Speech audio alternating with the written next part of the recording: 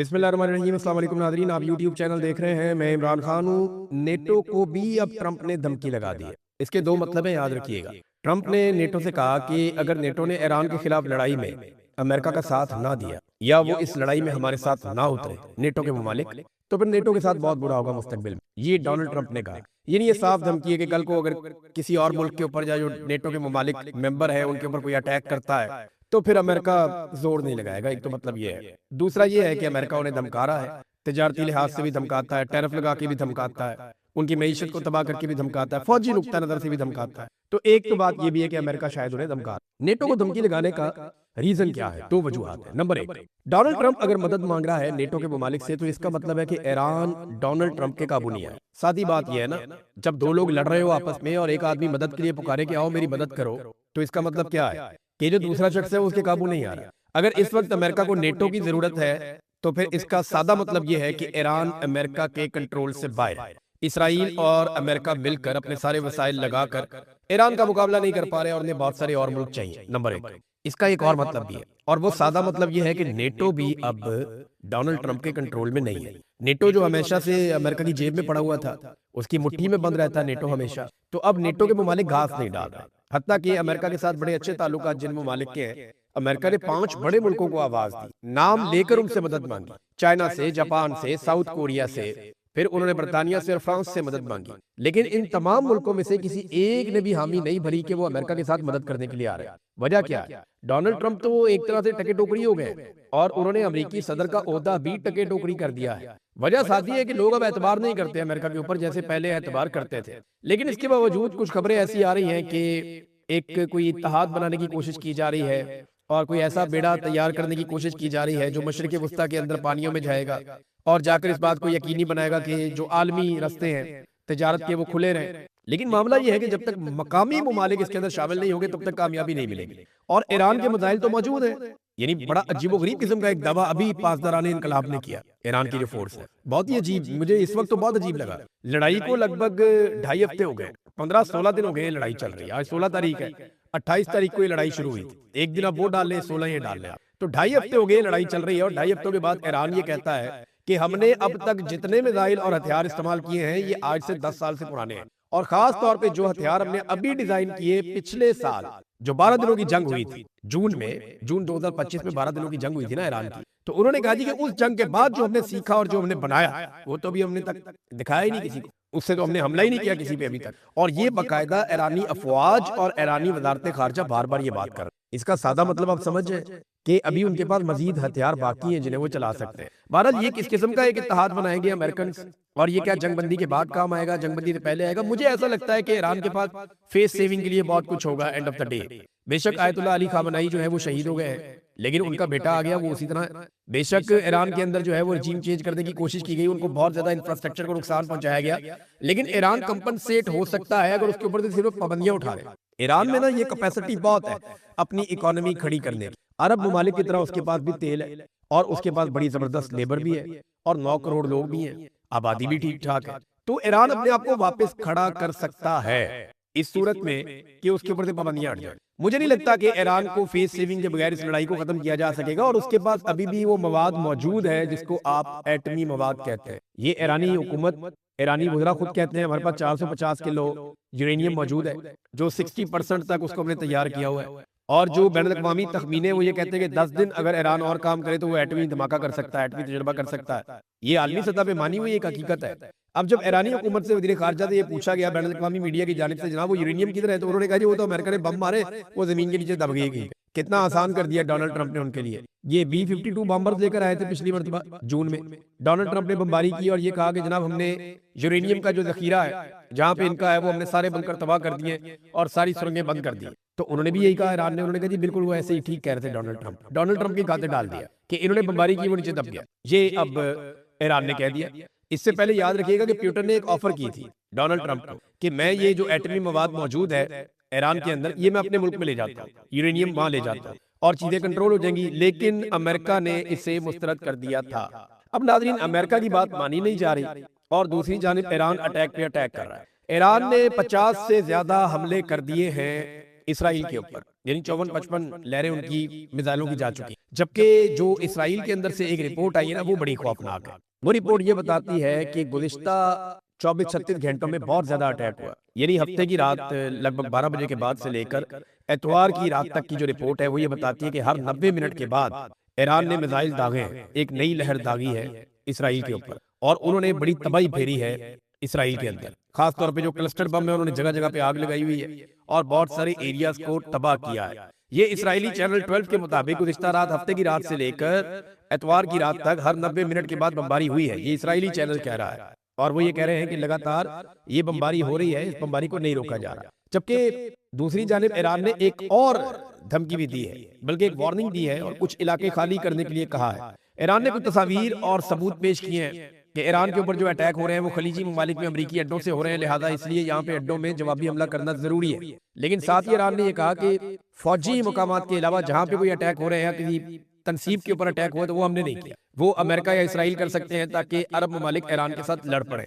لیکن عرب ممالک نے کمال صبر کا مظاہرہ کیا ہے اور انہوں نے اس لڑائی سے جتنا ہو سکا وہ انہوں نے گریز کیا۔ ایک اور بڑی خبر یہ ہے کہ ایران میں لگ بھگ 500 کے قریب جاسوس پکڑے گئے۔ بہت سارے غدار پہلے بھی تھے ایران میں، ابھی بھی بہت سارے غدار ہیں، پرابلم رہتی ہے غریب ملکوں کے اندر، وہاں پہ غدار بڑے آرام سے مل جاتے ہیں، تو یہاں پہ ایران میں جو غدار ملے ہیں وہ 500 کے قریب بتائے گئے ہیں، اور یہ خبر دی ہے پولیس چیف نے۔ انہوں نے اتوار والے دن بتایا کہ امریکہ اور اسرائیل کی فضائی بمباری کے دوران دشمنوں کو معلومات فراہم کرنے کے الزام میں 500 افراد کو گرفتار کیا گیا ہے۔ ان میں لگ بھگ آدھے افراد وہ ہیں جو سرکاری عہدوں کے اوپر بیٹھے ہوئے تھے، اور گرفتار کیے گئے بعد مشتبہ افراد پر مبینہ طور پر حملوں کے اہداف کی نشاندہی یا حملوں کے مقامات کی فلم بندی کے فوٹیج دشمنوں تک پہنچانے کے الزامات بھی ہیں۔ ایران نے دبئی اور دوحہ کے حوالے سے کچھ وارننگ جاری کی ہے اور کچھ علاقوں کی نشاندہی کی ہے۔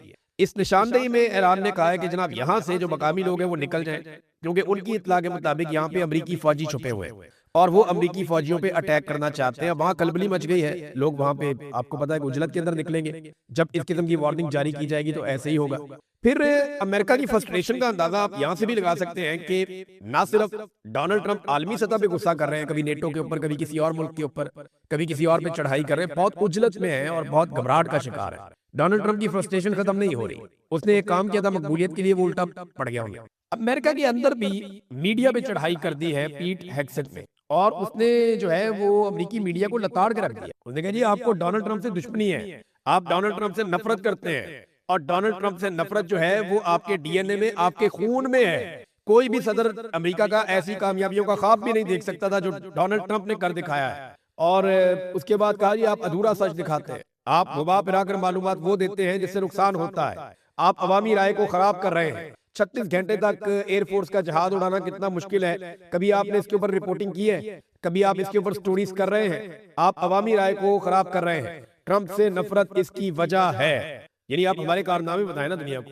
یہ جیسے پاکستان میں ہوتا ہے، ہر فوج کی یہی ذہنیت ہوتی ہے، ہر فوج یہی چاہتی ہے کہ ان کو ہیرو دکھایا جائے، ان کو بڑا دکھایا جائے، اگر وہ ہار بھی جائیں تو کہا جائے نہیں جی نہیں یہ جیت گئے، اگر وہ کسی جگہ کرپشن بھی کریں تو بتایا جائے نہیں جی کرپشن نہیں کر رہے، بہت اچھے لوگ ہیں۔ فوجی مینٹیلٹی ایسی ہوتی ہے، جس کے ہاتھ میں ہتھیار ہوتا ہے نا اس کا دماغ خراب ہو جاتا ہے۔ تو امریکہ کے اندر بھی وہ میڈیا کے اوپر چڑھ دوڑے، انہوں نے کہا جی میڈیا جو ہے وہ قصوروار ہے ساری بات کا۔ جب ڈونلڈ ٹرمپ اور امریکن حکومت کے ہاتھ میں چیزیں نہیں آ رہی نا، اور انہیں سمجھ نہیں آ رہی کہ ایران کو قابو کیسے کرے، دیکھیں ایران کا نقصان بہت زیادہ ہوا ہے۔ میں آپ کو پھر بار بار کہتا ہوں کہ جب میں یہ کہتا ہوں کہ ایران اچھی لڑائی لڑ رہا ہے تو اس کا مطلب یہ نہیں ہے کہ ایران کو مار نہیں پڑ رہی، ایران کو زیادہ مار پڑ رہی ہے۔ اور میں پہلے دن سے ایک بات کہہ رہا ہوں کہ ایران کو جو ایک چیز سنبھال کے رکھنی پڑے گی وہ چین آف کمانڈ ہے۔ اس لڑائی کے خاتمے تک ایران کو اپنی چین آف کمانڈ برقرار رکھنی پڑے گی، اپنے امپورٹنٹ لوگوں کی جانیں بچانی پڑیں گی، اور ان کا آپس میں کوارڈینیشن زندہ رکھنا پڑے گا، اور جو فوج کو احکامات دینے اور وہاں تک احکامات پہنچنے اور جو پورا ان کا سسٹم ہے میزائلوں کا یا ہتھیاروں کا، اس تک جو کوارڈینیشن کا پورا ایک نظام ہے وہ قائم رکھنا پڑے گا۔ اگر ایران یہ کرنے میں کامیاب ہو گیا تو پھر لمبی لڑائی بھی لڑ لے گا، اسے کوئی فرق نہیں پڑتا۔